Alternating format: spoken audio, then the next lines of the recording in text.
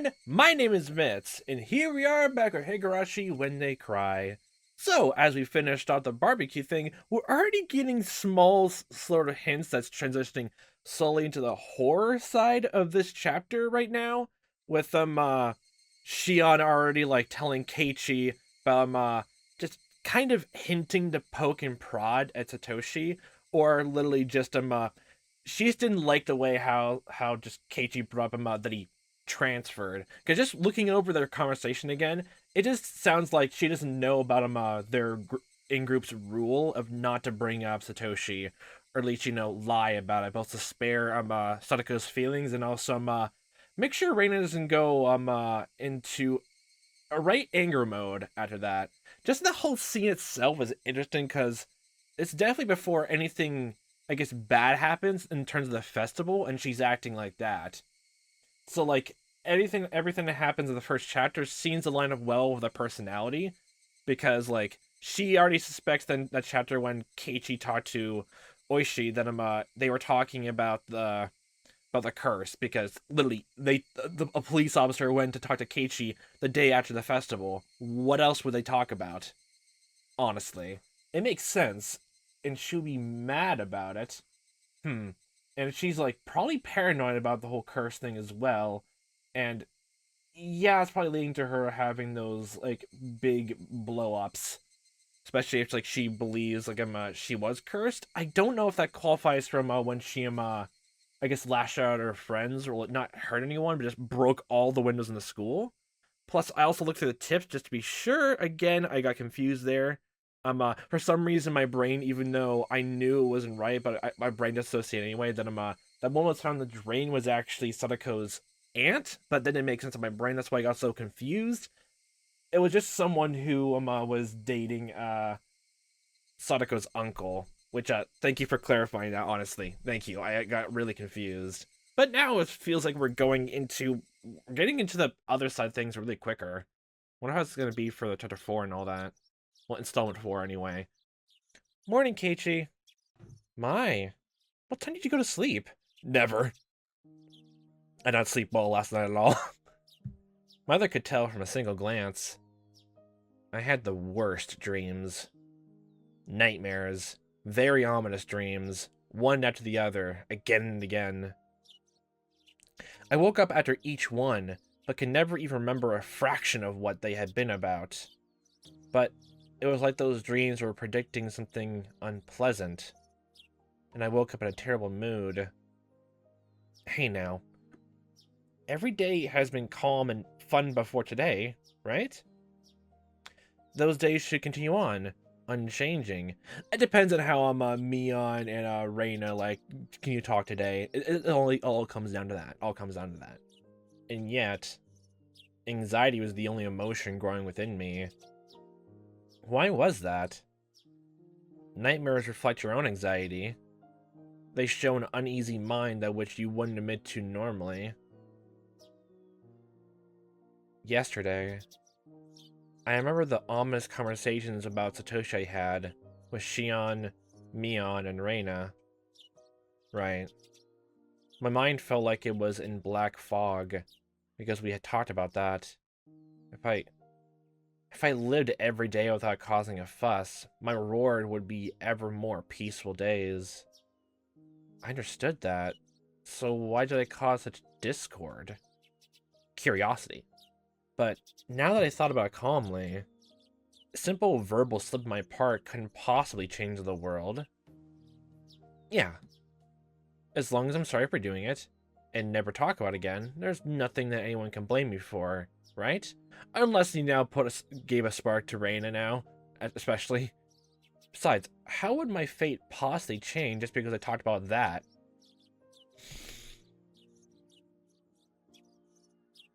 Foreshadowing.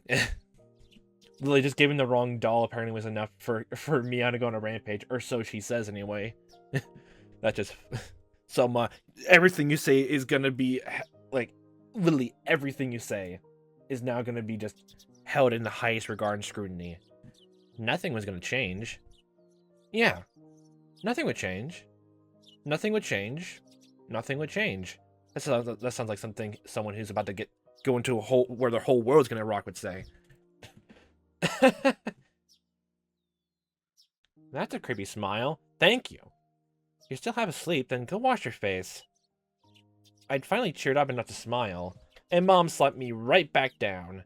Now I was irritated again. Look, creepiness, creepy smile. No. No one should be that happy in the morning. There wasn't much time left before I had to meet up with Reina. I frantically started to get ready to go to school. Screws. Have a good day. Watch out for cars. Again, Keiichi's not a dog. There's barely any cars to watch out for. Then watch out for bikes. Or tractors. Even if tractors go slow, you could still die from it. Well, in Hinamizawa, anyway. But still, I'm pretty sure there's plenty of white vans around that are ready to just run over people. Don't worry about it. I dashed out the front door. The morning air was far more refreshing than the water on my face. Think about it now. Like, literally, everything's, like, yeah. Those 5 people from the first chapter and all that, yeah. And the weird stark change from Reina and Mion being bloodthirsty at the same time in the first chapter. And Reina was completely fine the second chapter at all. Maybe because we never brought the curse around her, most likely. But yeah, even besides that, she was fine. The morning air was far more refreshing than the water on my face. That's right, Keiichi Maebara. Full name. If you're sorry about it and reflect upon your mistakes, that's enough. Now, let's pull yourself together and get to school. And return to fun, enjoyable days. Where everyone laughs, plays, and just has a good time. I'll be nice to Sadako as an apology, too. Yeah, go back to Big Brother role. Wasn't I supposed to be her Nini until Satoshi got back? Man, you already forgot that immediately. Wowee. Good morning, Keiichi-kun. Reina, too, looked nothing like she had yesterday when she said the weird stuff. If I could only forget, then I could still act like nothing had happened. So, I called out to her with all the energy I could muster. Hey. Morning, Reina. Early as usual today. And nothing has happened. Morning. Good morning. There was little time before the same old morning homeroom began. But Sadako and Rika-chan were unusually absent. Maybe they went to play somewhere? Stroked Jin. However, looking over and seeing none of their things, so it looked like they really hadn't come to school. What exactly happened? They're almost never late. Reina seemed to be enjoying herself thinking about what their excuse for being late would be. Mion said something nonsensical as well, imagining how funny the reason they were late must have been. I had only come to school to see their energetic faces, so I figured I would get rid of these feelings I have. The fact, like, it's not, like, they didn't show off Mion's dialogue means Keiichi is really into funk. The load on my chest remained where it was. It wasn't very pleasant at all. Yeah, Keiichi, you hear that? Just because you brought up Satoshi when Sadako and Rika weren't around, it's all your fault they went missing today. It's definitely that. Yeah, no. Good morning, everyone. President, if you would. Everybody stand up! Our teacher finally arrived. Then finally, I heard the pitter-patter footsteps running down the hall. Burst through. Clatter. Rika-chan was the first to run through the open door. And then Sadako didn't come. What? You're late, Furude-san. Where's Hojo-san? It's unusual for Rika-chan to be late, but equally unusual for Sadako, a ball of energy, be absent at all. My first thought is something maybe happening with her uncle got brought up. Oh boy, oh god, if the police have questioned them, but...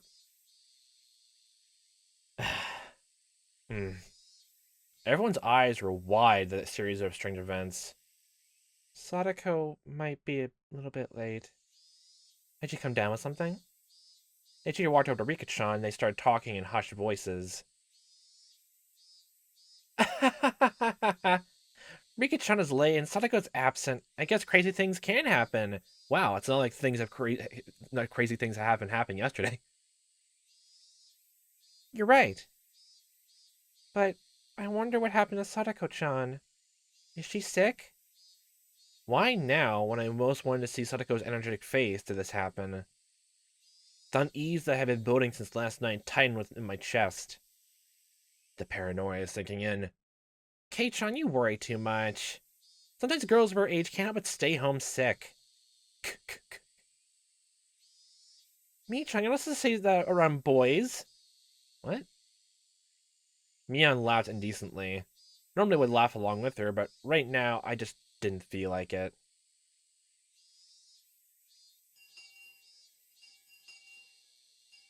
Homeroom ended. We went to talk to Rika-chan the short time we had before first period started. Hey, Rika-chan. You look so sad. So very sad when getting yelled at for being late. I'll make sure to pet you today. I was very aware of my gloom this morning, so I strove to keep my tone cheerful. That did not sound cheerful to me. I petted Rika-chan's head at the same way she always did, but she didn't cheer up at all. What happened to Sadako? Did she get sick? For instance, she got a fever from playing around too much yesterday. That had been a response, I would accept it in a flash. But the atmosphere on Rika-chan felt somehow heavy. It was a little weird, and actually made my unease worse. Hey, come on. There's a certain things you can't talk to boys about. Kei-chan, back to your seat. Okay. Mion, acting just like a club president, pulled me back to my chair, physically restraining me, chains wrapped around. Rika-chan's gaze immediately fell back to her desk, and she hung her head gloomily. Yay, everyone's in a funk. Rika-chan had said something odd, that Sadako might be a little bit late. They were living together, weren't they? Was Mion like pulling Keiichi back actually a distraction? Oh my gosh. Then she would have known for sure. She wouldn't have said might. I understand why she was absent. That made me all the more anxious. Damn it, what's going on today? It's like we started off on the wrong foot and it wasn't going to get any better. It's gonna snowball. What's the matter, Keiichi-kun? I wonder what's the matter? You seem pretty down this morning. Reina noticed how I looked and whispered to me while the teacher wasn't looking. Do I really seem that way? Yeah. Even Reina's starting to feel down just looking at you. Cheer up, you. I thought of jokingly saying, then don't look at me, but I didn't even feel like doing that. Is this something you can tell Reina? I don't know what you're worried about, but if I can help, then you can tell me, okay? I won't tease you. Reina said this, looking me straight in the eye. Until yesterday, nothing strange had happened, and it was a lot of fun. Huh? Reina's eyes widened for a moment, not understanding what I meant, but she remained silent and listened. It was peaceful and fun. Every day was lively. Never had any doubt things would stay that way forever. Yeah, you're right. Every day is fun. I'm sure today will be too. You're sure?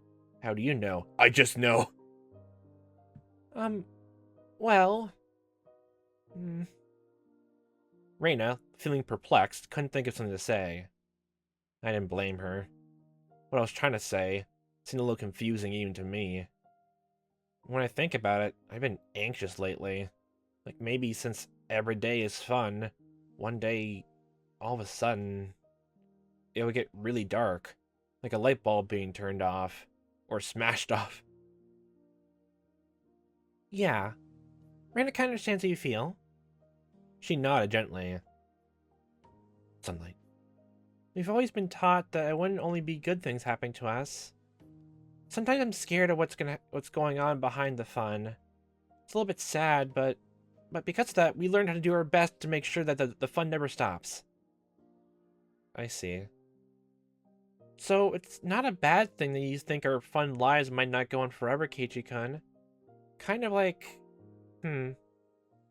like if suddenly it was a volcanic eruption tomorrow and everyone died. That's a big drastic turn. Oh my gosh, do we have to worry about any volcanoes nearby? Yosemite National Park that volcano's never going to erupt. Never. Don't worry about it. Hey, wait, no, that's terrible. I mean, if you're the only one who survived the catastrophe, Keiichi-kun, how would you feel? Freedom. No, depressed. How would I... I imagine myself being the sole survivor from the ruins of Hinamizawa. Rubble and bodies of friends lying heaps at my feet. It's such an abhorrent sight. Was it sadder that all my friends had died? Or was it sadder that I couldn't have died with them? I didn't know which. I'd probably cry a lot. It'd probably break my heart. First, I think I'd cry. And then maybe you would think this.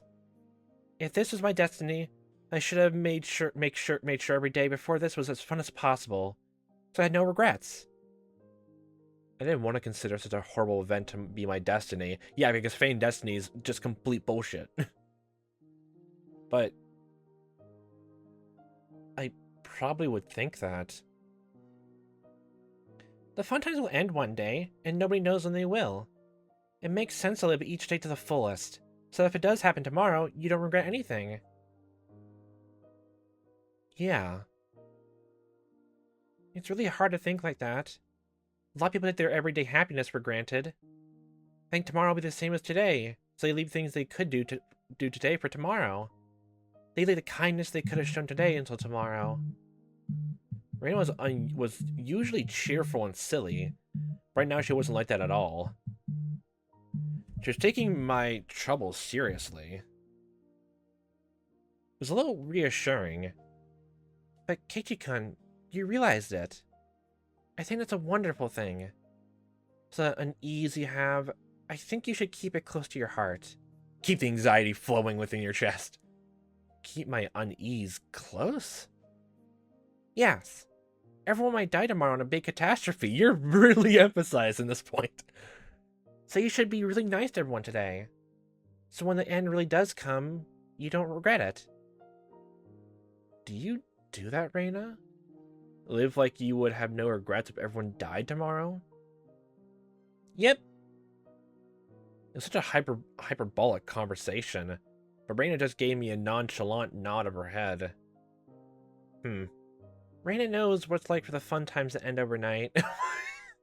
Well, that explains why you take the cursor seriously, whether or not it's true or not. Okay. Like, actually, you're literally taking the worst possibility to heart for next tomorrow, but like living it for the present. That's literally how you act. Okay. She knows there's no proof tomorrow will be fun, even today is. I'm living. Life to the fullest. It seemed like Reina perfectly understood all the anxiety I couldn't put into words. On top of that, like a reliable teacher, she showed me what to do. Oh. Hey, Keiichi Maebara, there's no need to cry now. Last night, I feel I had a dream about Sadako. I thought that said Satoshi for a second. I was like, what the hell, Keiichi? What are you doing? I don't remember what kind of dream it was, but ever since this morning, I felt anxious. Because you thought seeing Sadako's Chan's energetic face would cheer you up. I was thinking, like, Reina would actually comment to the fact, you were talking about the curse. You ruined it for everyone. But no, it doesn't seem like she, like, is thinking about that at all. Even though, like, literally, Mion did, like, smack her against the head because of all that.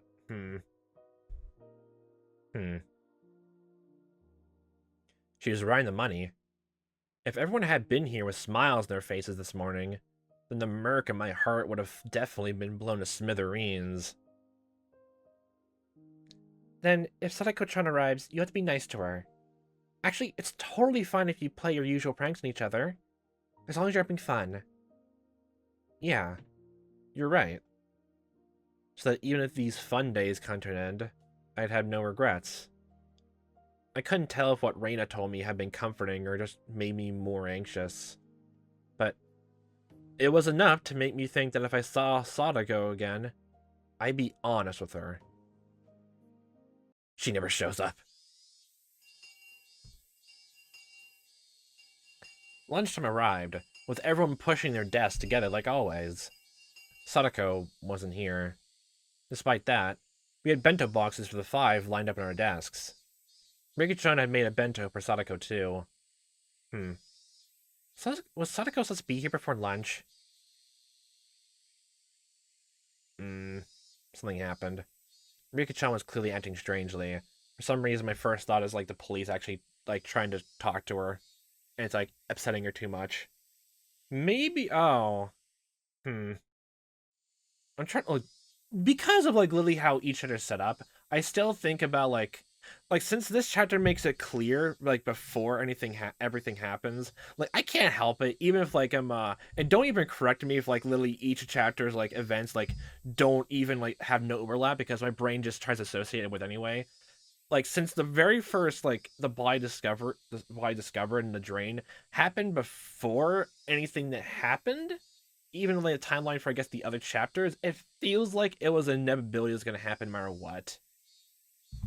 But if I was gonna think that way, where it happens in each timeline, like each chapter, then I'm trying to think that maybe the fact that Satoshi keeps getting brought up around Sadako at least a few times, it's making her feel very more sad. Possibly. Rika-chan was clearly acting strangely. We were talking to her, but it felt like she was too far away to hear us. I'd never seen Rika-chan so downcast. So the rest of us started feeling down too. Hey, Reina? I understood what she said before pretty well. When we were together, we were supposed to have lots of fun so we wouldn't have any regrets if the world ended tomorrow. And yet, well, I just resolved myself to do it. Now we can't all be together. What the hell? Because it was just so sudden, wasn't it? I mean, yesterday was so much fun. Who could believe it would all end today? No volcanoes had erupted, and no earthquakes or fires had happened either. The cicadas were making the same noise they did yesterday, and the sun remained bright in the sky. It was the same normal day as always. So then, why? As I pondered, Reina's chopsticks reached in front of my face and stole the fried chicken in my bento.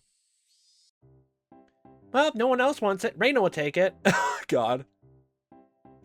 Delicious! She tossed the entire piece into her mouth and began munching on it. Her expression one of pure bliss. Just an old man. Reina got a leg up on me. Alright. This old man's taking this bit of steak here. Okay, good. You people make steak. Nice. You make it for, like, lunch. Okay, God. Steak is good. Me, but all my food is gone except my rice.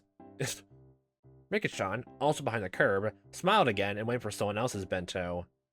As I sat there, dazed at how quickly everyone had changed, Reina sent a wink over to me. Come on, Keiichi-kun. Live life to the fullest. Happy volcano erupts tomorrow, it'll be okay, Hoshi. This is serious. I'll be damned if dried plums and rice are the only things I have for lunch. I'm taking that meatball. I stuffed the meat into my mouth and constructed a clumsy smile.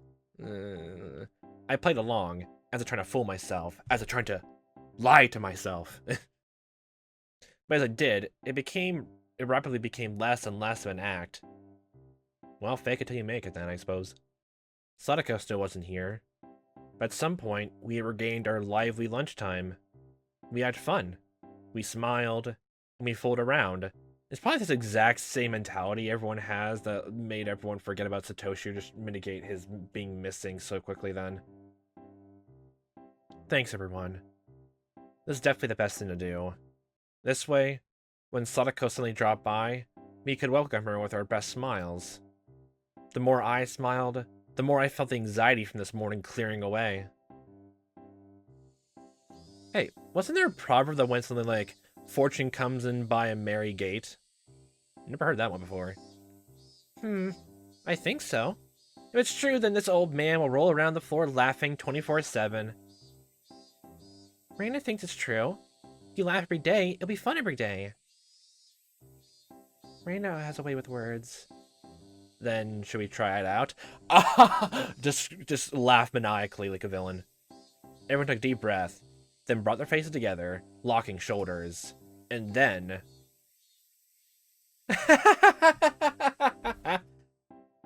Everyone laughed uproariously from their stomachs, trying to laugh out all the bad stuff accumulating in them. I think I remember seeing another story like do something similar, just all the cast, they're in a stressful situation. Okay, guys, no, we're too stressed out. Okay, let's all together. 1, 2, screams at the top of their lungs. Okay, that's way much better now. By the time our bento boxes were empty, everyone was right as rain. And thus the days passed in silence.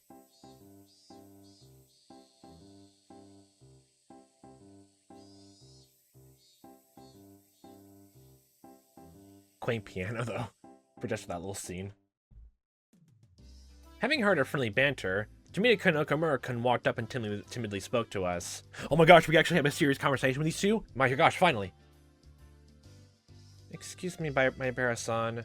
Such after fun, but we need your help with something.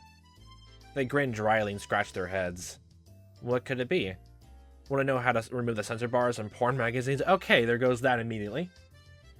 By the way, don't believe what you hear about butter doing the trick. Total superstition. You can't use an eraser either. Wait, what? Seriously?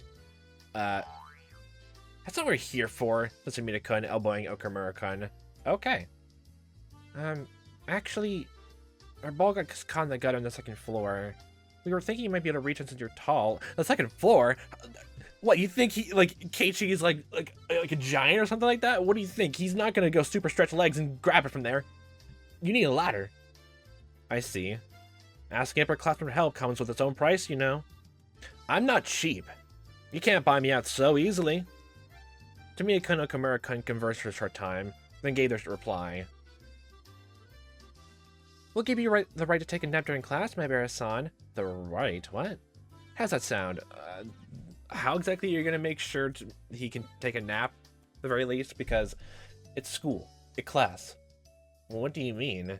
I can sleep during class whenever I want. Teacher comes up, smacks you with the ruler. Why do I need your permission for it? Oh, no, you can't. Next time you take a nap, we'll tell Sensei about it. I see, how sly. Oh, you're narcs, I see. You little... Where'd you learn a bargain like that? Ugh. Sorry. It was just a little joke. Come on, Kei-chan. Why not just cave into your underclassmen's threats? Here's the thing. Never negotiate with terrorists. And now Miyamo's getting on my nerves. Something came to me. I took Tomita-kun and Okamura-kun's hands. Alright. I surrender. Wave flag. I'll get your ball for you, so give me all the rights to nap time. Huh? Okay. Look at me on. I know the privilege. But you don't, do you? Hold on, let me look at that specific wording. They agree to it, the contract. They have all the rights to nap time. He didn't mention anything about a single nap time. 2 nap time. Tomita-kun, Okamura-kun, telling me on as soon as she falls asleep. Got it? Yeah! Right now, Rika trying to begin to cackle at Keiichi-kun's victory. I wasn't sure how the ball managed to get stuck up there. I'm assuming it's the roof of the first story building. If it's the second story, then how the hell do you think he's gonna do that? Parkour his way up there? Yeah, right. I wasn't sure how the ball managed to get stuck up there. But it was planted firmly in the school's building second floor gutter. Okay, definitely second floor gutter then. Hand me that stick. I should be able to reach it. Here we go. Ugh.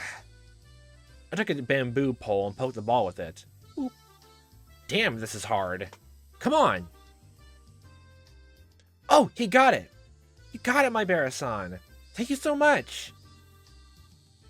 The ball rolled down the gutter and fell down behind the school building. One underclassman ran over in that direction, leaving me all by myself. I'm seeing the ball actually landed on landed on one of those cross beams on top of the roof, actually. That makes more sense. Leaving me by myself. Mission complete, I guess. Sheesh. There was still a lot of time left until lunch break was over. Time to skip school. Guess I should go back to the classroom then. I'd absorb myself in a silly conversation with everyone and wait for afternoon classes. There's someone going to be around here, isn't there? Just when I thought that and turned toward the entrance, someone suddenly called out to me. Ah! Not again! No! No! It's happening again! Hello there. Good day. Sorry about you during your lunch break. It was a middle-aged man I didn't know. Ah! Ah! Stranger danger! Run away! Or maybe I passed by him a few times, and I'd seen his face, but I didn't know him. When his half-smile deepened, something within me shuddered with fear. I feel deja vu all over again. There was no basis for that. Deja vu. No reason.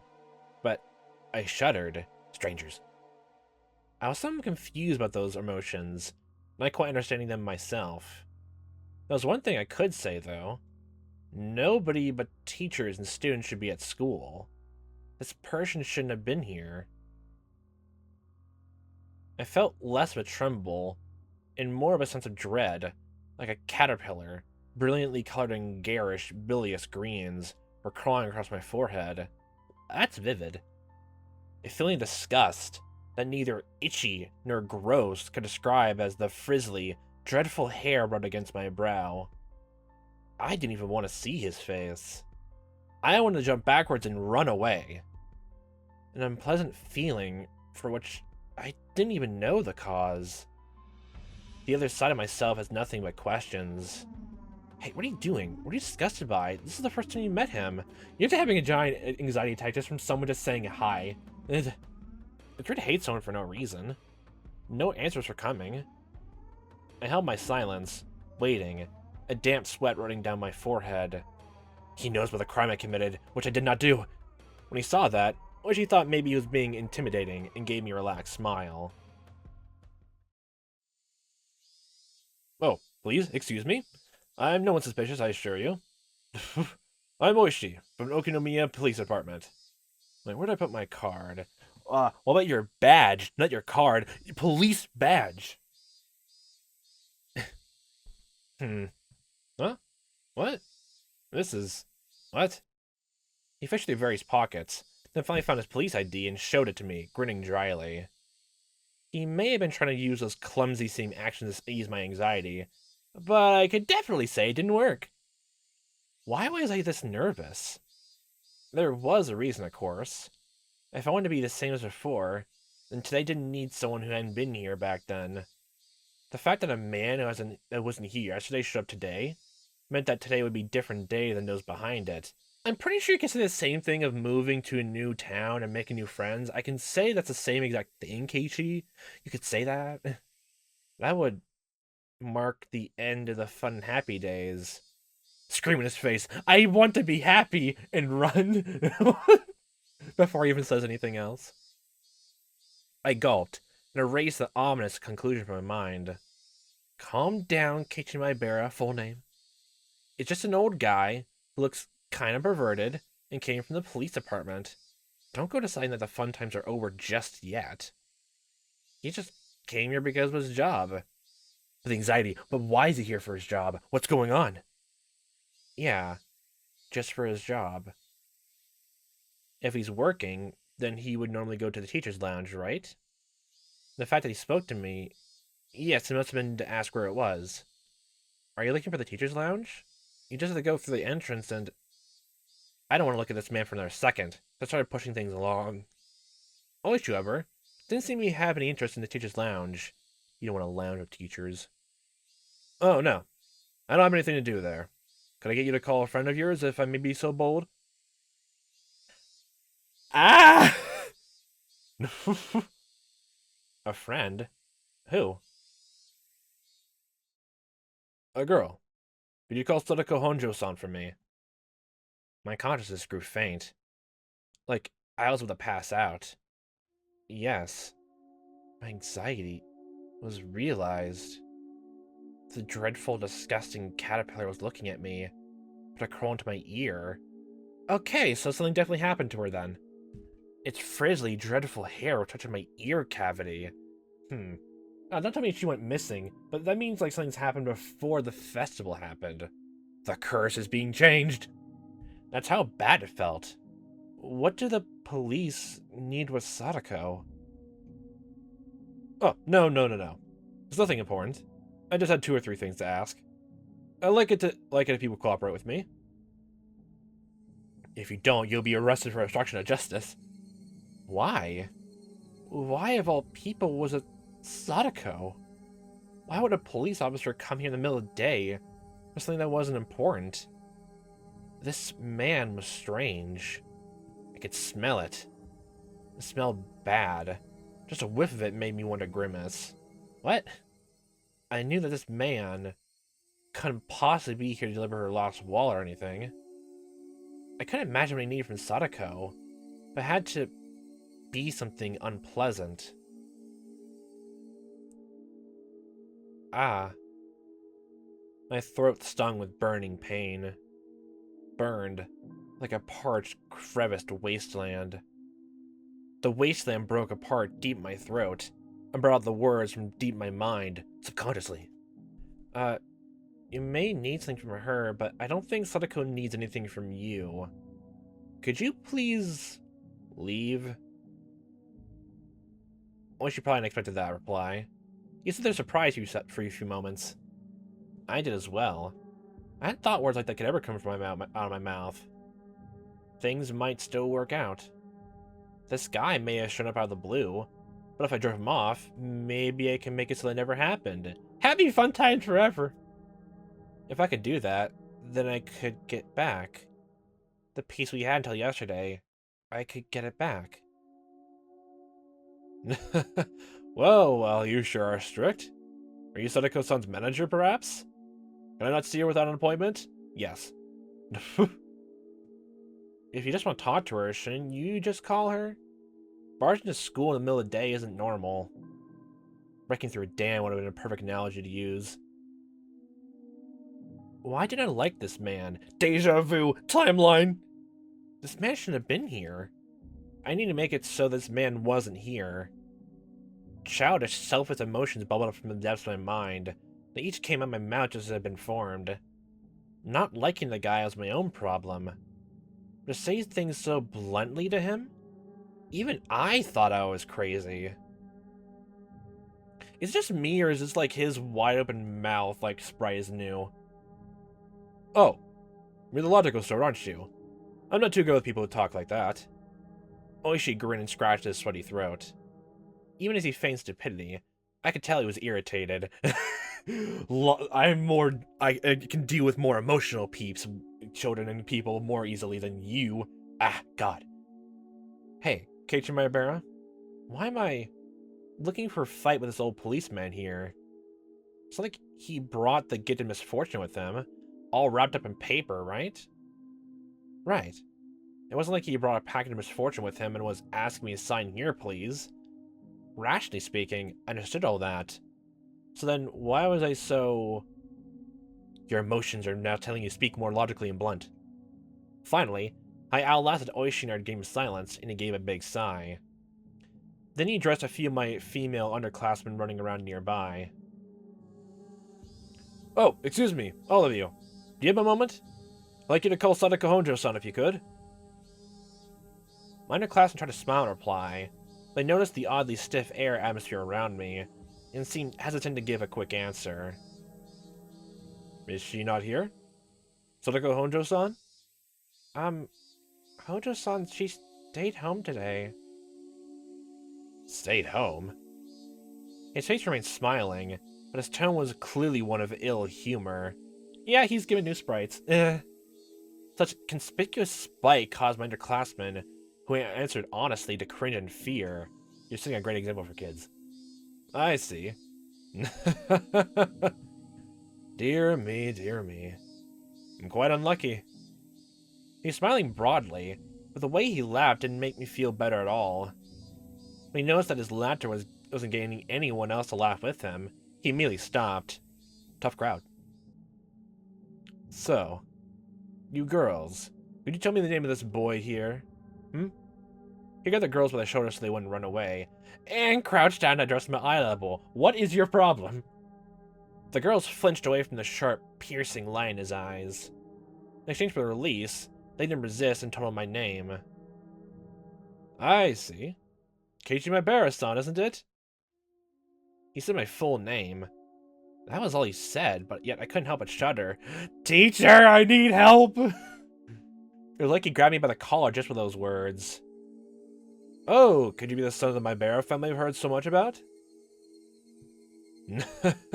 Heard so much about?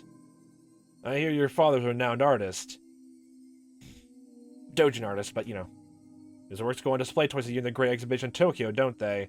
How the fuck? I don't know what sort of fantastic pictures he creates, though. There's a part of me that thinks you're lying, though. Then there's your mother. She seems intelligent, too. What the fuck is your problem? I heard she was a high academic achiever. She went to some girls' university, didn't she? I wouldn't be blaming you if you ran away right now, Keiichi. Please go. She went to some girls' university, didn't she? It's amazing for someone that age to have graduated from a girls' university. What the fuck is your game? Could your mother actually be the daughter of a respectable family? At least those are the rumors. And they say she's a cold person because of it. Did you know that? What? She only went to the very first neighborhood association meeting, right? What the fuck is your problem? That's certainly no good. You can't disrespect your neighbors at a place like this. Okay, then why don't you, if we're going down a whole thing of like, oh, you're not being a good neighbor, go to everyone else's houses and tell their kids and their parents that you should be doing this and that. Why don't you start there? Have fun going down the block from here. Bring out some flyers. Just have fun ringing every doorbell and going down this whole thing. Recite everything they've done in their whole lives. Have fun with that. Have fun. Now leave. A sense of eeriness slithered up my spine. That was my first experience of true terror. I couldn't believe it felt this terrible. For someone you just met to know everything about you already. Oishi climbed to my shoulders and brought his eyes close to peer into mine. In a place like this, it'd be far better not to make enemies, wouldn't it? But you're an outsider, and we can't have outsiders in this town of Hinamizawa. Leave. Flee. Run. Get away from me, demon. You're the true demon here. If not... What the fuck? Oishi dug into my shoulders with inhuman strength. Ah! That's something unexpected would have happened. You might see some drawbacks. You're literally threatening a fucking child. What is your deal? Have you ever heard of karma? Oh, karma for basically saying, why are you here this place? Ah, no.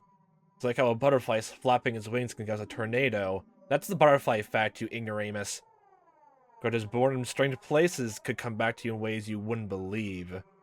You wouldn't like that, would you? Well, if you're the one causing this very good great first impression, then I think it comes back to you. Nobody wants to have a grudge held against them. There's nothing positive about making enemies. Unless it bonds you with your friends even better. There's that too. What's the matter? Your shoulders are very stiff. Should I give you a massage? Stop. See? Feels good, right? Ow, ow, ow, ow!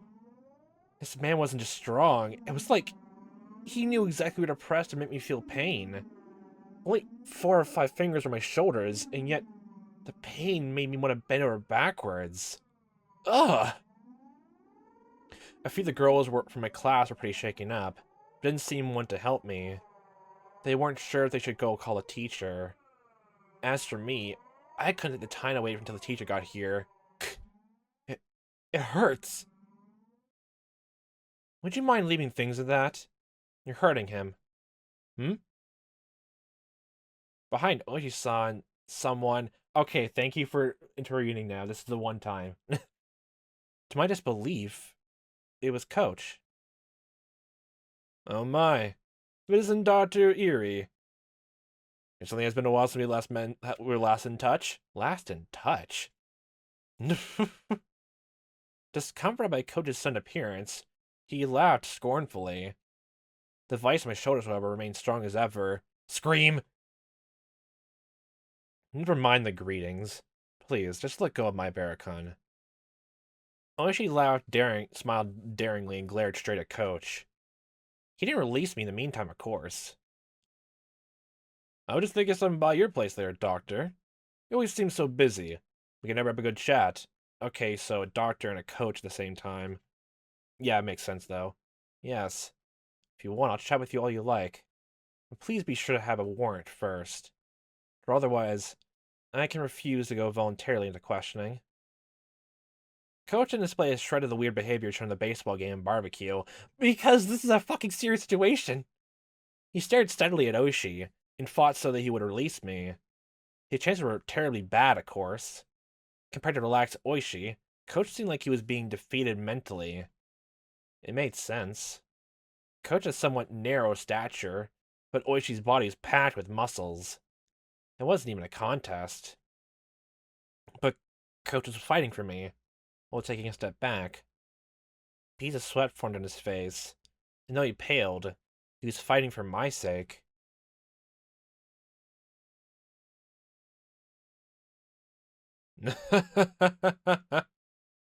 Suddenly, Oishi laughed and let go of my shoulders.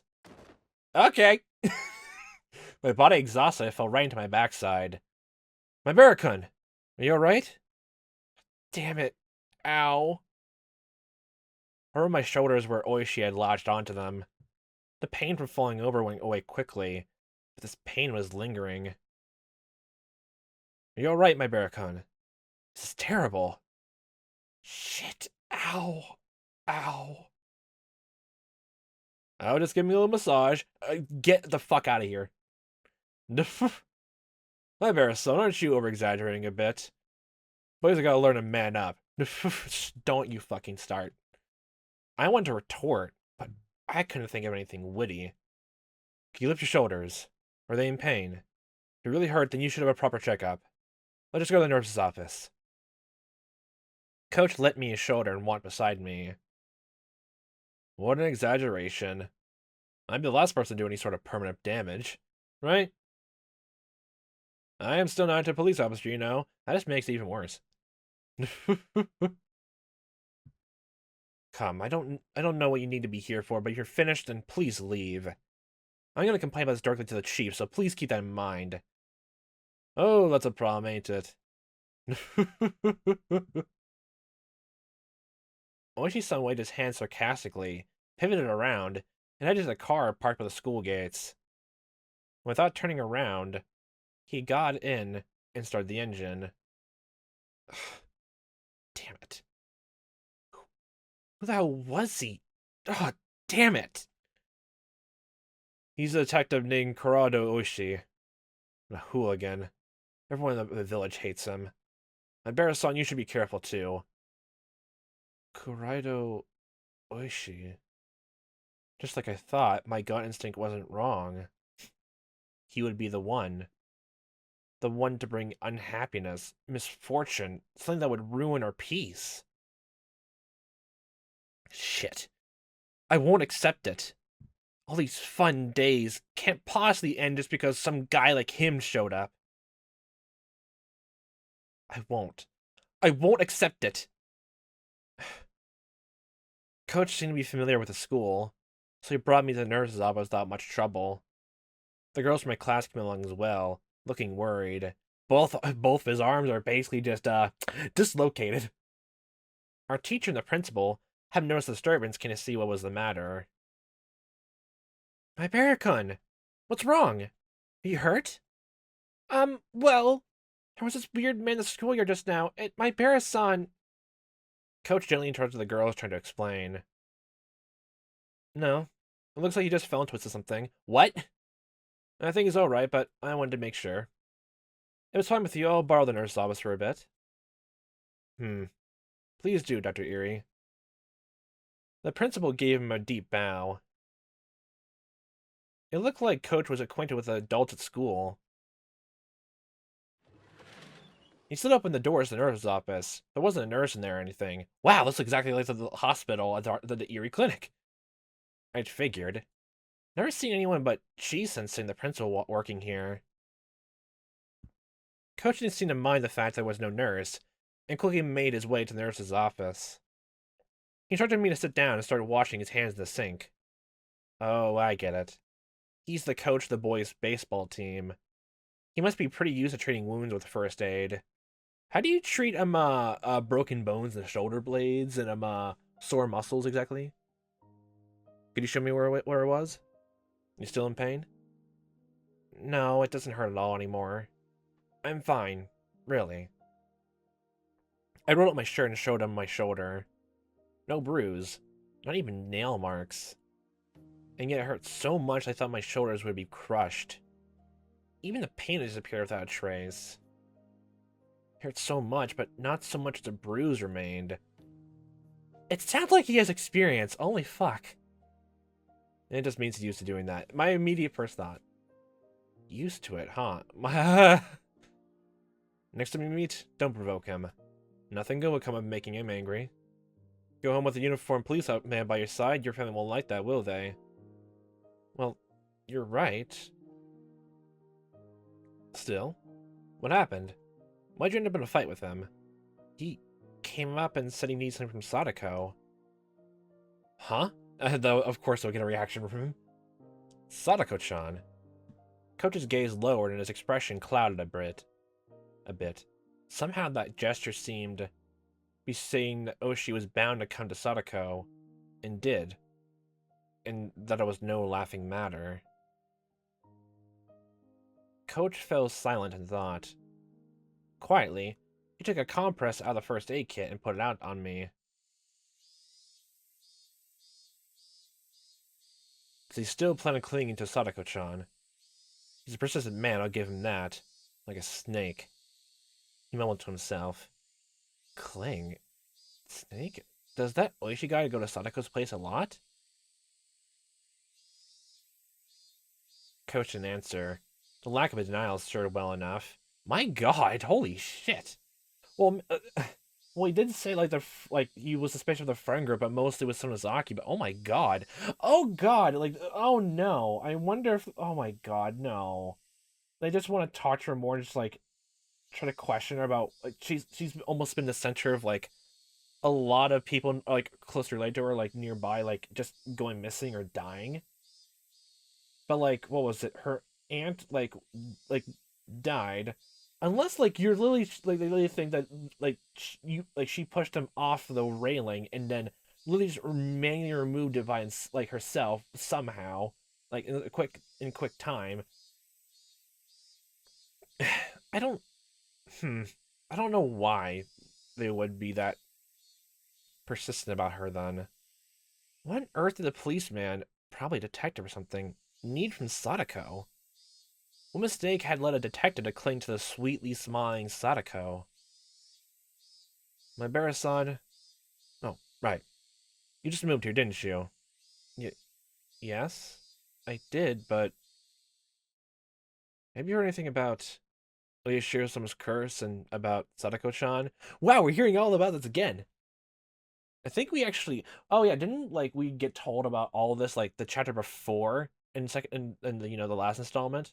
Where Tomotaki and Emma and Mia bringing it up and talking about it at length. Well, Shion, of course, but now we're hearing about it straight from him. Now they before the festival, huh?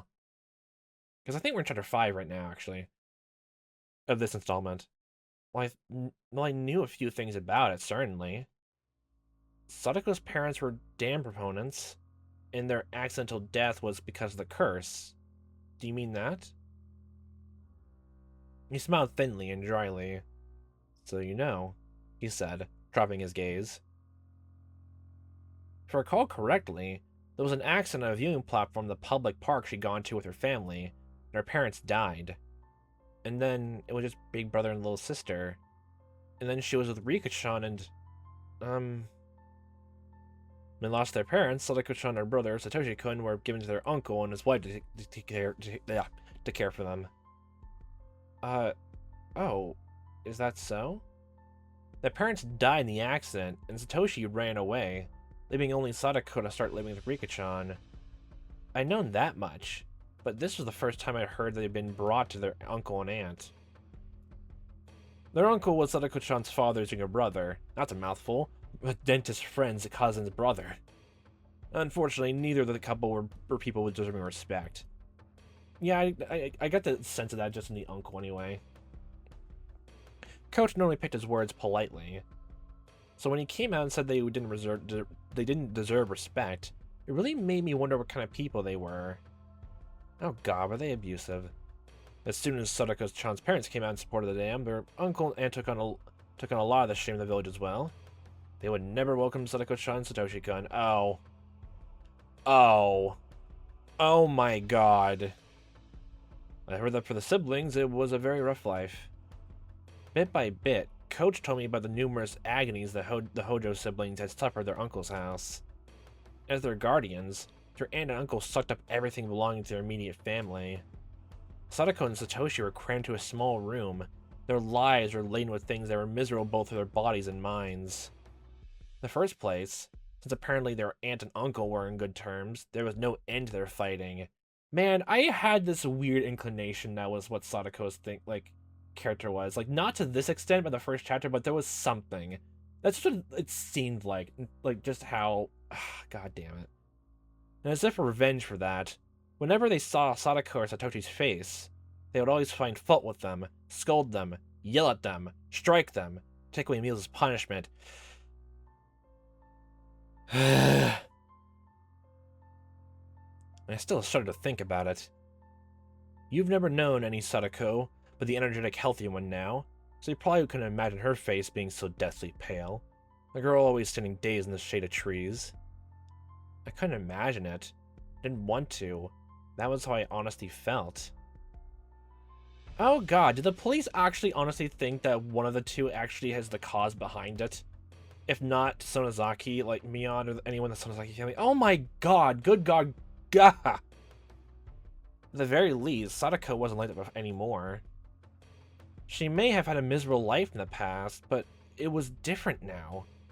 Something happened to change that life. Last year, the night of the Unwanted Higurashi festival, their aunt died. She was beaten to death by a deviant with a baseball bat. Baseball bat again? Wow, it keeps coming up. People love their baseball in this town. Wow, a home run. Oh, God.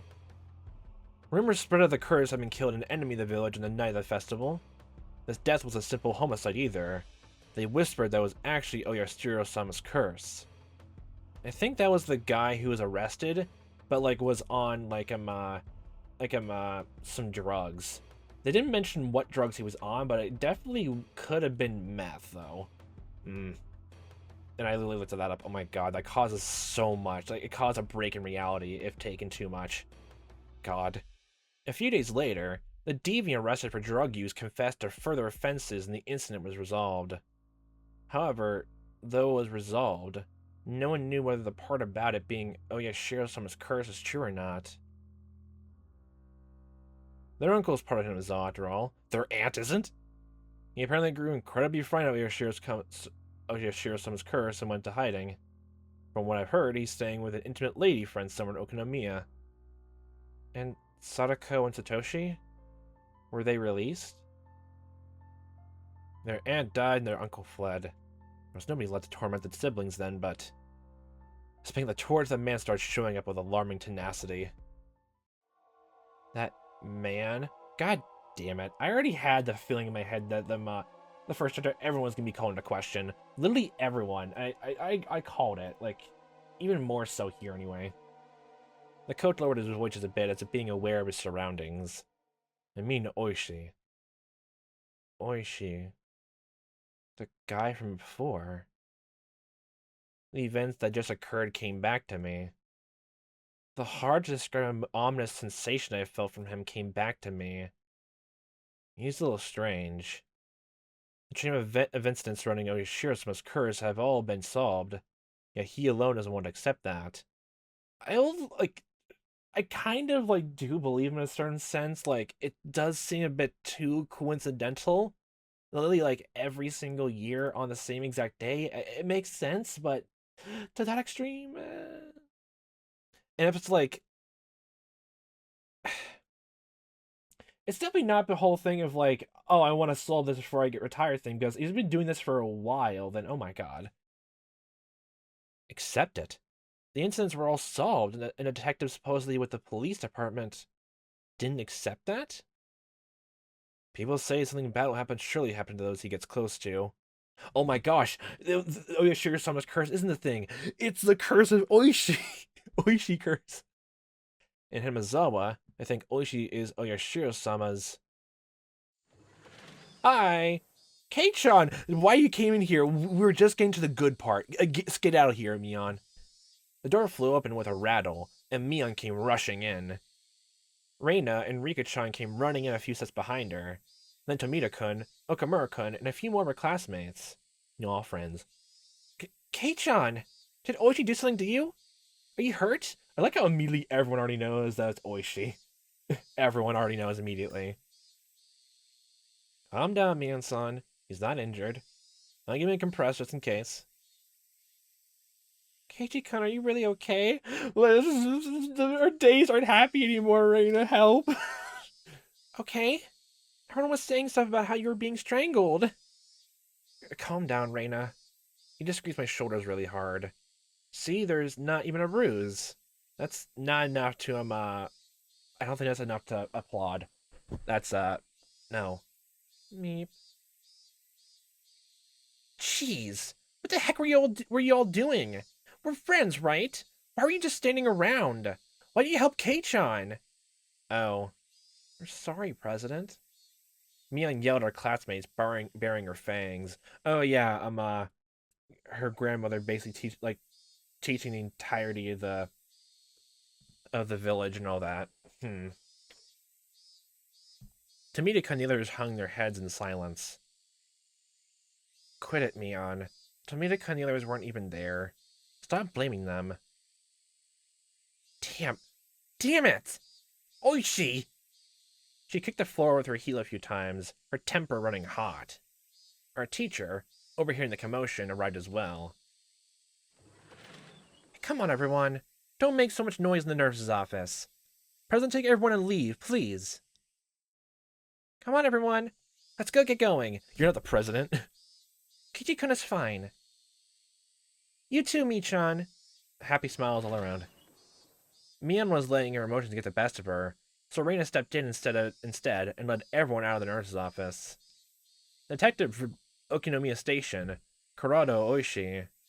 It looked like the first impression I got from him hadn't been mistaken. Sadako's absence had amplified the vague apprehension I felt since yesterday. Man, the very second the whole bad feeling was just enough to carry along to the rest of the day. So that means if you get a bad feeling in the festival, then I'm run for the hills. And Oishi's appearance basically sealed the deal. Alright, I'll get going. I originally came here for a Chi-sensei. Oh, so you have something to do here. Well, sorry for causing you trouble. Don't be so humble, he said, smiling easily. There was a side benefit to all this. I was lucky enough to experience so much of your Okay, what the fuck? No. Okay. It's always like something nice he does and then immediately says something in which Lily just takes a backpedal. A step forward and 3 steps backwards. God. Please excuse me. You weren't wounded badly, but please avoid putting pressure on your shoulders or anything along those lines. If you get a high fever or starts to swell, contact me right away, okay? I don't think it'll happen, though. Oh, that's right, Coach. Before everyone came in, you were going to say something. About what people think Oishi is to Oyashiro-sama. As though to leave the nurse's office, he placed a hand on the door and stopped. Right. They think he's Oyashiro-sama's servant. They're just bad-mouthing him, though. Oyashiro-sama's servant? That makes sense. The place, I guess, like, he always appears and always, like, misfortune seems to follow him. There's that. I can see why people, like, put the superstition back onto him, then. Do you know about the serial freak death instance that occurred in Hinamizawa every year, the night of the Wanted Festival? Otherwise known as Oyashiro-sama's curse? Was he around the people who, like, who killed the foreman? Was he around them before it happened? What freak deaths? What? Now that I thought about it, I did seem to remember overhearing Mion or someone in class talking about, like, a ghost story. On the festival day in June, one person would always die, another person would be spirited away, but they seem to call it demoning away here, become more of a demon. even more of a demon than you really are, than you usually are. What a fine story that was. I figured they made it up to scare me. You were listening, like in this, and when they were talking about it. I don't think they were talking to you about it, but it was true. I don't have any idea who first suggested this. At some point, everyone started calling Oishi Oyashiro-sama's servant. Even if they don't think he's like part of the superstition, he is not doing much to help. Like with all this, especially with the whole, I guess the tense atmosphere of the whole town, and I guess whether it's real or not, the history of like the demons, which honestly, like, the game definitely is keep going down, like, it's all human culprit thing, but still, the whole thing with the demons, like, that was such in depth and was so interesting. Just don't brush it under the rug, please. Bring it back more. At least touch upon it in the future ones. Please bring it up in the answer arcs, please. It sounds so intriguing. It sounds so cool. Please don't. Please don't brush it under the rug. Please, please, please don't. Why? Because the rumors go that okay, Mion, Reina, whoever's out there, don't stop interrupting. He decides sacrifices for the curse every year. Whenever June came around, Oishi would start paying frequent visits to Hinamizawa. Oh, same with Tomitaki, wowee. Because Oishi had been persistently questioning most of the dead or disappeared people. 4 years ago, it was known that the victim of dismemberment, rumored to be the sacrifice, had been seeing Oishi numerous times leading up to the incident. The sacrifices 3 years ago were Sadako's parents. Before their accidental deaths, Oishi had apparently visited their home. The one who disappeared 2 years ago was Rika-chan's mother. And again, people know that before she vanished, Oishi had been talking to her extremely frequently. The one who disappeared last year, Sadako's older brother, Satoshi. What the fuck is even... Like, no. I can maybe believe, honestly, if I'm, the first two, maybe because of the dam construction project and, like, talking to, like, you know, Sadako's parents. But then why talk to Rika's mom instead of the priest there? And then talk to Satoshi for some reason? What is the through line for that? Unless it's really going down the whole list of him, going to talk to people who are close to the families of the friend group? But then why associate the entire friend group with them after the first two incidences? Why after that? Satoshi too had apparently been approached by Oishi many times before he vanished. Reina did mention, I don't think it's anything to do with Oishi, but Reina basically said point blank that Satoshi said he felt he was being stalked. And if anything, Chapter 1's anything to go by, then the baseball bat and I guess like intimidatingly, but like trying to play off as something nonchalant, like both to isolate like himself and to throw other people away. He definitely got more paranoid for some reason. And then this time, Oishi was trying to contact Sadako? This isn't a freaking joke. There are rumors by Maebara-san. They sometimes have a hint of truth to them, but like, I wouldn't believe it wholeheartedly like that. They're just some rumors to that effect. I hadn't said that because of the rumors of Oishi being Oyashiro-sama's servant, or is contacting someone foreshadowing who would be the sacrifice that year. It's probably just literally we only learned about this in detail now, but we don't know a single reason as to why he would even want to talk to Rika's mom. I mean, from all I think all we already got information about, only like Rika's dad, the priest, I guess would be like one of the three families, but why then talk to the Satoshi? I hadn't said that because the rumors of Oishi being Oyashiro-sama's servant, or is contacting someone foreshadowing who would be the sacrifice that year. It's because the ominous hatred I felt towards Oishi was becoming more substantiated, more real. Well, what was it? Oishi did mention he literally came to Keiichi the first time because of that, but it also could have just been another lie. Really just to get information from the inside. Today, Sadako she was absent today. Wait, really? It looked like news to Coach. I thought he might have known why Sadako was absent today, but... Then I'll get going. You should go back to the others and put their minds at ease. Oh, yeah, you're right. I will. Clatter. Coach left the nurse's office and head towards the teacher's lounge.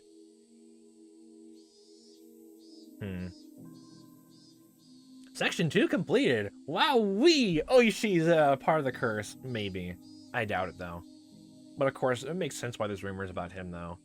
It does really make sense that everything that's happened. Oh, that was the end of that chapter. Research notes. Oishi's post-memo. Better left untold. That chapter was actually really short. Let's see. I actually want to read those tips now. Research notes. Intrigued. The Hojo family. Oh boy, you're telling me there's actually something secret going on about their family now. Every year, Oyashiro-sama's curse claims 2 victims. This means that with 4 years in a row, there have been 8 now. But it's worthwhile to note half of them have been members of this family. Yeah. What was it, like, there's 8, wait. 8? Hold on a second. So, both of Sadako's parents, Satoshi, oh yeah, the aunt too. Makes sense now. I forgot about the aunt. Note, the curse in the second year, a certain felling accident, involved the death of Hojo, a dam proponent, and the disappearance of his wife. She was pronounced dead the following year after being considered to have vanished under perilous circumstances. The curse in the fourth year involved the death of the Hojo siblings' aunt, who was then their foster mother, and the disappearance of their elder brother. The Hojo family is a poor one. It's hard to say Mr. Hojo's job went very well. Apparently, upon reemployment via family connections, there was a plan for them to return to the home of the mother's side of the family. For Mr. Hojo, the eviction due to the Hinamizawa Dam project and the payment of a large amount of compensation money was essentially a windfall. A windfall?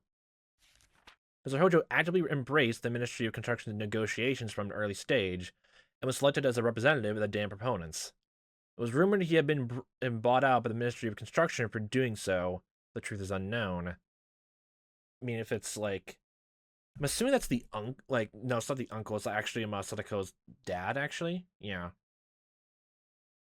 Yeah, Hojo's job went very well. Employment for family connections. There's a plan for them to return to the home that mother said the family. Yeah, okay. Him was a damn product, and the payment of a large, maybe essentially been a windfall. Never heard of that word being used here. I'm assuming it's like I guess a downfall. Or is that what the notes are meant to apply? Windfall. However, the dam's proponents were in the vastly outnumbered minority. In addition, as the Sonozaki family strengthened its own foundation and promised support against the dam, all the proponents, save for Mr. Hojo, switched over to the anti-dam side.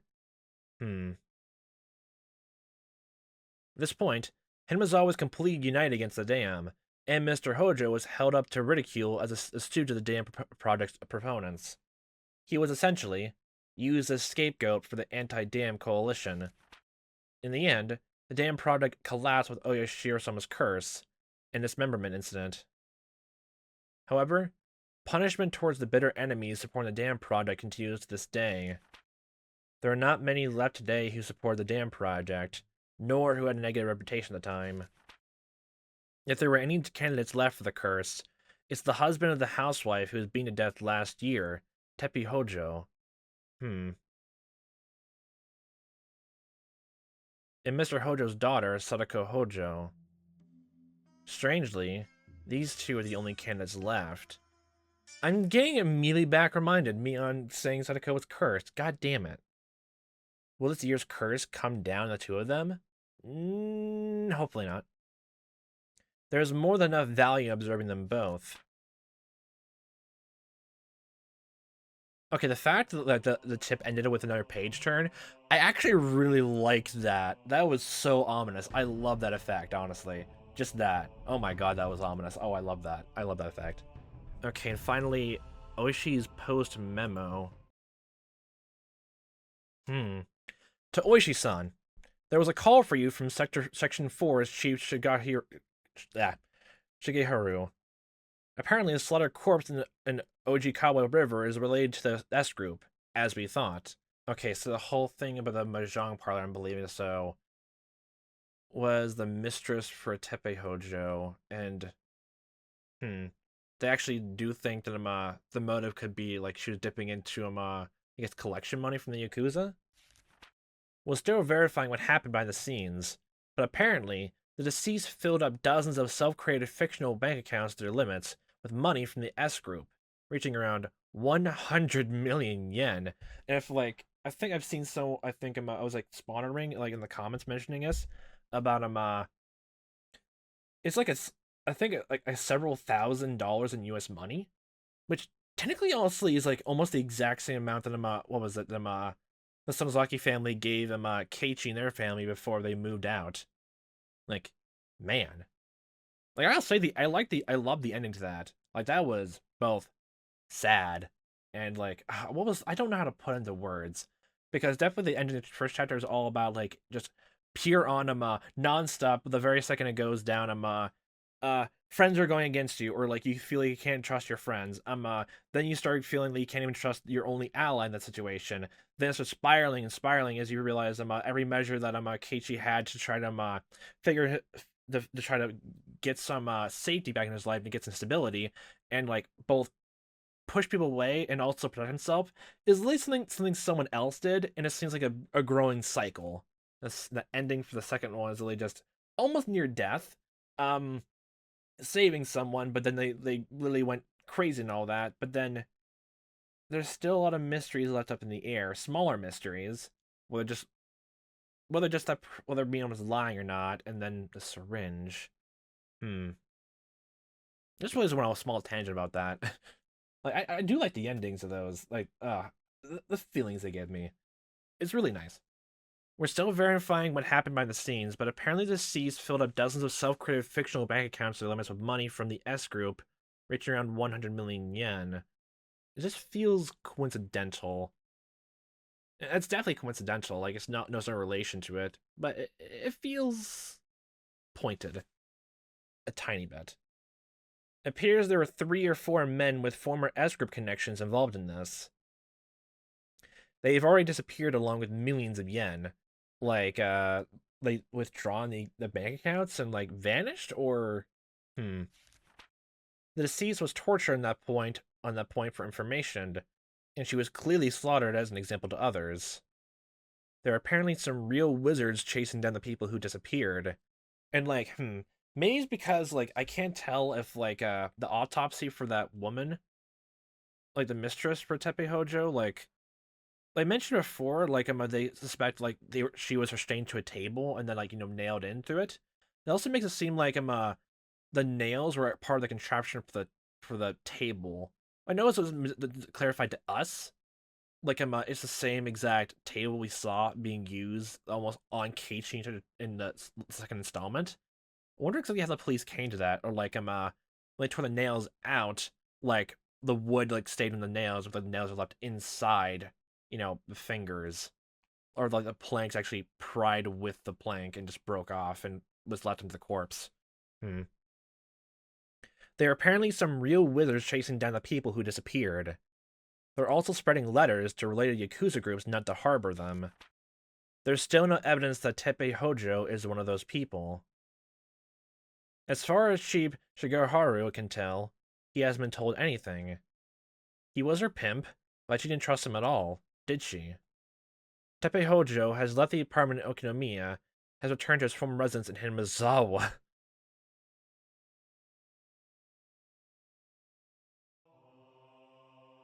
Oh! Oh shit. I think that might explain maybe why Sadako went missing today. Hopefully not. Let's just hopefully she just want to stay home after learning that her uncle came back, and she just does not want to have anyone. She does not want any of her friends to see those emotions at all. Probably not, especially Keiichi, since it feels like they grew closer ever since beginning of this installment. Oh god, that explains a lot actually. And actually, the next just to be sure though, not save and load. I definitely think we're on chapter 5 though, right? Yeah, so next is like the festival release when it turns over. Oh boy, this is okay. Oh god. Okay, this is not gonna end well for Sadako, is it? That's what it feels like. Oh god, literally, every time, like every single chapter is literally just gonna go to this, where something bad happens to the person who's the, I guess, the poster child, poster person for the installment. Something bad's gonna happen to them, isn't it? It happened with them, Reina, or like whether like villain or not, and she died by the end of it because Keiichi defended himself. In this ending, the second one, Mian was apparently found to I think like killed herself after like she stabbed like Keiichi, like in hopes of like, I guess, finishing off, I guess, what she started, quote unquote. And then this. Oh boy. Oh boy, this is not gonna look good, is it? Oh boy, oh boy, oh boy, oh. So so the next chapter is probably all you focus on the festival, or I actually hope it's gonna be this. That it's going to look at oh god, actually, I think it's actually better if like no one really goes to like it's the day of the festival, but everyone is too focused on actually worrying about Sadako. Then something happens that night. Oh god, that'd be even worse. Oh god, this part actually wants to be. Oh, god.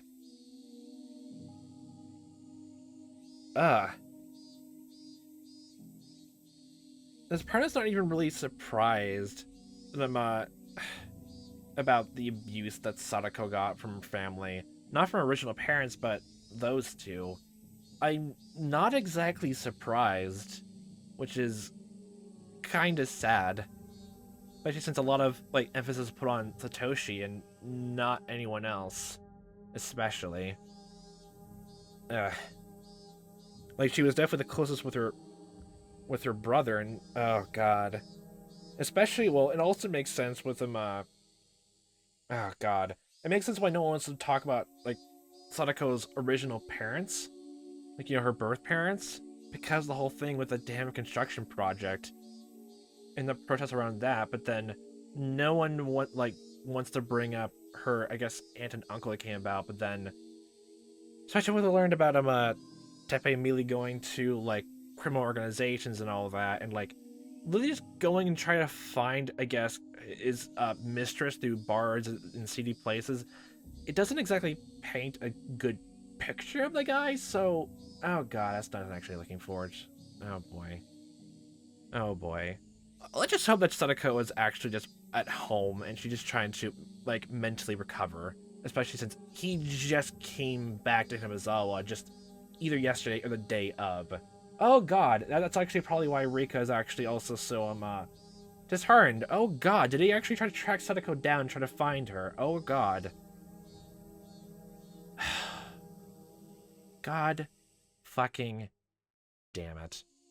Well, we're not gonna get answers here if we just rest on this intro screen, but we'll figure all of this out and more for next time.